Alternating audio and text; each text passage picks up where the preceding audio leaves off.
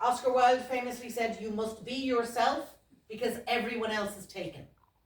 Only you know what you're capable of. So don't try and compete with somebody else. Maybe they're stronger than you. Maybe they work out in the gym 5 times a week. Who knows? Who cares? Maybe you're a better cook than they are. While doing a task or a job. It's very different to ergonomics. Sometimes people get them confused. Ergonomics is about the environment. They both start with E. The workplace. Make it safer, make it more suitable. Risk assessment is identifying the risk factors and putting a new procedure in place. So to get back to the original idea of collecting the wine from the storeroom, why do we put it on a trolley? Because we haven't it yet. And somebody who's already ill, somebody with existing health issues, whether it's an injury or whether it's an illness, okay? Does that make sense? So they're the more likely risk groups. Come on. There we go. Sorry. Like literally, these are all new to me. I don't know what this is about. We've covered risk assessment. So actually, we've already done this. So actually, wait a minute. So that should be the before this one. Lanes. Forklift trucks. There's loads of different things you could use. And what does she have? What's happening? I don't like this. Okay. Give me an example of a mechanical aid that you might use every day or on a regular basis. Elevator. Yeah, that would be one, yeah. Bringing stuff, it's much easier to put stuff in the lift than it is to carry it. When you go shopping, do you use a trolley or a basket? Of course. The trolley that you pull or the basket that you push, that's a mechanical aid. It doesn't have to be like a forklift truck. It doesn't have to be powered by petrol or by electricity. It can be something as pushing a buggy. That's a mechanical aid. It's a machine. It isn't human and it helps you move stuff. Okay? Are we going to have to go through a door? Is the door already open? Or are we carrying the items and then having to put them down and then open the door? Can you wedge it open before you go? Like if I was going to take that from there to the bed, I'd make sure that door was open before I lifted this thing up. Because otherwise I'm going to have to get to here, put it down, open the door, you know. Make the load smaller where possible. Don't over fill it. There's a phrase in English and it's called the lazy man's load. Where you keep carrying more and more and more and more and more and then you're more likely to drop it. So that's what my mother always used to say. If you broke something, lazy man's load, you dropped a plate. Okay, so these are what we're going to be using. Trolleys, a sack barrow, that's a wheelbarrow. Trucks, or you know the trolley things. Drum trucks. Jesus Christ. Hoist, pallet trucks, roller beds. So if you're working in hospitals, you'll be using these things. I don't even know what a sack barrow is. There you go. I'm an insider. The team is of very similar height and ability. Is that always possible? Of course not. You could have somebody who's tiny, tiny and somebody who's 2 meters tall. You can't always have that. It's ideal if you can, but you can't. And if there is a big height difference, the person who is taller has to compensate. No matter how tall I get, no matter how much I try, I am not getting any taller than 171. That's where I am. Just 5 foot. Them. Because there's a lot more wear and tear on them than there is on the bone because the bone is much harder. Okay? Muscles. There's 2 types of muscles. They're called postural and action. Postural muscles help to keep us upright. They do 4 different jobs. They keep us upright. They provide, so your abdominal muscle would be a postural muscle. But they also do other things. They protect us. Again, your abdominal muscle. They run your internal organs. They beat your heart. They breathe your lungs. They're sometimes called involuntary muscles because you have no control over them. None are little. Now you have a little control. With your abdominal muscles, you can tighten them up a little bit. But even if you're not tightening, they're bendy, they're very stretchy, they're very mobile. But they can snap and tear quite easily. Now, a muscle will heal itself because it is really, really high blood flow. A tendon has very little blood flow, so it takes much longer to heal. So muscles are like elastic bands. Tendons and ligaments are like rope. They have a little bit of give, not much, and they're way stronger. Okay? So they join our bone to bone. They lengthen and help with our movement. So they lengthen and shorten as we move our bones. The most famous one in the body is the cruciate ligament between your femur above the knee and the tibia and fibula below. Most famous one. And the reason it's the most famous one is that footballers often injure them, and footballers are the most important sports people if you care about sport. Tendons do a slightly different job. They join the muscles to the bone. They help to keep us into our support position. So ligaments are bone to bone.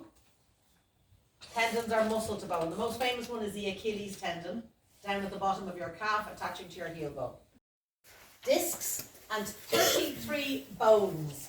Now the reason it has 33 bones is the bottom, sacrum, or the coccyx it's sometimes called, they're fused together. Okay? In between the top 28. Okay, good.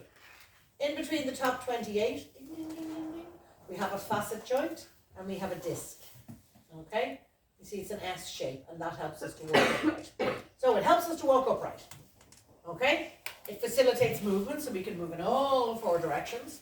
It protects the spinal cord, and it provides attachment for the ribs, muscles, ligaments, and tendons all the way down. Alright? So, facet joints go in all four directions. So this is one vertebrae, and that's another one. That's what your facet joint is like, so it can go forward, backward, left, right. So it's how we have all of that huge range of movements in our spine that we don't have in any other part of our body. Okay? Good. In between each of the top 28 bones, you have a disc. So you have one spine consisting of 33 bones and 28 discs. So what the discs do is, as the bones are moving, they stop them from grinding off each other. They cushion, they're essentially a shock absorber. They're part of your suspension system. Okay. I'll find me afterwards. Okay. Is this for the whole thing or just the practical? The whole thing. Okay.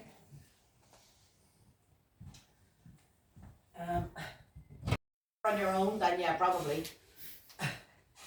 They degenerate sometimes, but mostly it's a gradual prolapse. Prolapse means sort of a falling down.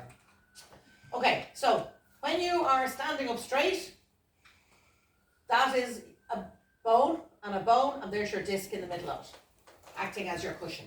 So when you lean over to one side, because you're picking something up off the ground, that's what your disc will do. It'll get squashed up one side. If you lean to the other side, it'll go that way.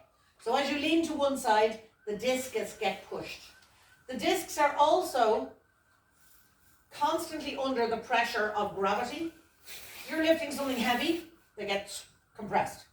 But even if you're just walking, sitting, or standing, they're getting compressed by gravity because it stops you floating away. Okay? So if you're bending side to side, one side of the disc will get slightly squashed and one side will get pushed out. Same with that. See the way the discs are moving around all the time? So one side of the disc is slightly bigger than the other. Yeah? Does that make sense? Okay. Come on. Oh, there we go. Okay, so a normal disc looks like that. That's perfect. The outside of it is called the annulus, and the central part is called the nucleus. It's like a jam donut made of rubber, the best way of describing it. So when you squish one side, the gel will push to the other side.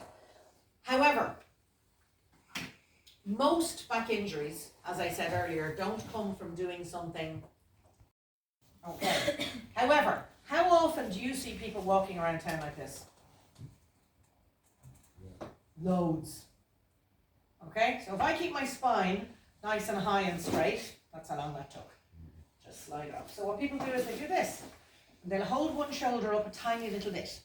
Now, because most of us are right-handed, some of us are left-handed, we tend to favour the same shoulder all the time. See the way they're moving their legs from one side to the other, rather than twisting that way to that way.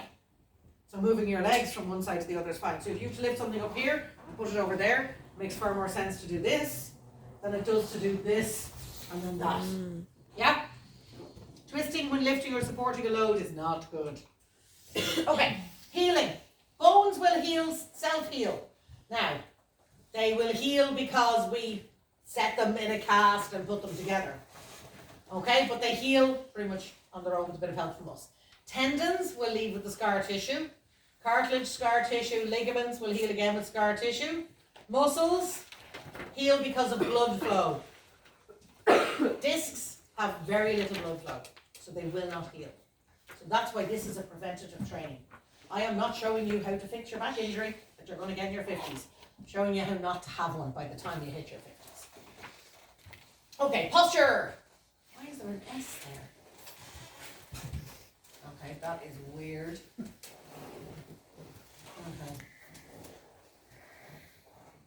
Okay, sorry. Posture is really important. Ugh, capital S. Oh my God, I'm going to have to fix all of this later on. Posture is how we sit and how we stand. Some people have excellent posture.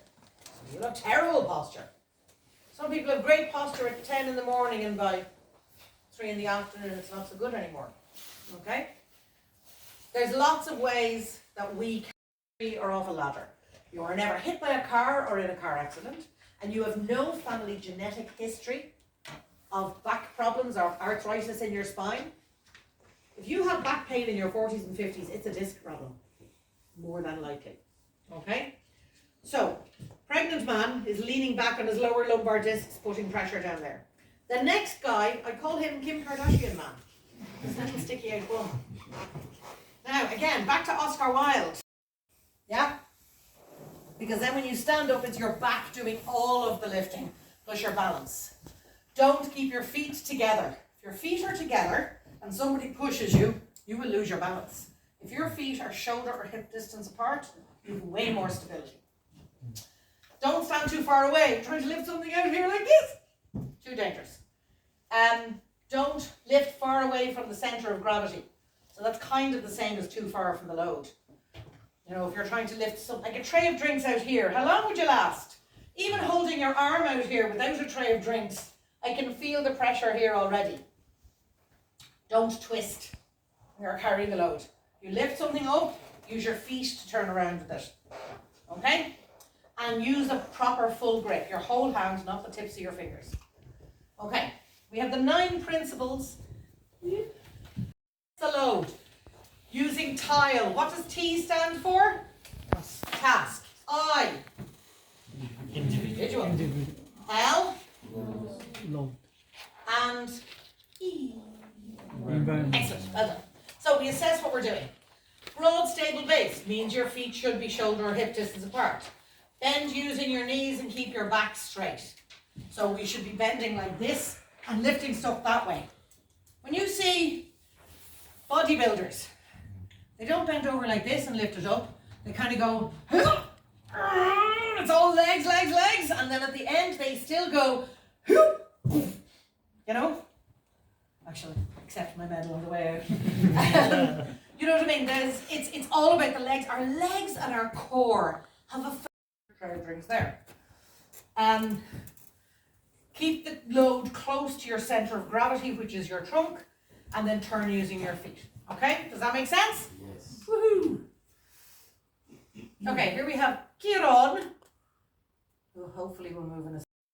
So, see the way he's coming to the load, he's seeing what the weight is, he's bending using his knees, and he's standing up. He's holding it with both hands, one underneath. He's turning using his feet, and he's lifting it up onto that thing. Okay? Does all that make sense? Okay, he's taking it back onto his load, turning around, and he's gonna bend down. I would actually have his feet slightly further apart, just slightly. But anyway, he didn't do too badly there. Okay, quick recap. The definition of manual handling is lifting, carrying, supporting, pushing, or pulling. Does that make sense? Wow, this is much faster than the old. The Safety, Health and Welfare at Work Act. What do we all call it though? Shaw, the Shaw Act. Now that is a good word to put in your vocabulary. I know you might say to me, how could I just casually mention a law while I'm in work? Come on, Emer. Now what you could say is, just funny, I was reading something the other day online. It's amazing how different health and safety regulations are from country to country. I mean, the health and safety regulations here in Ireland, I mean the Shaw Act is so different to the laws that we have back home in insert country of origin. Laws in Kenya are so different to here, you know? And all you're doing is you're saying to your employer,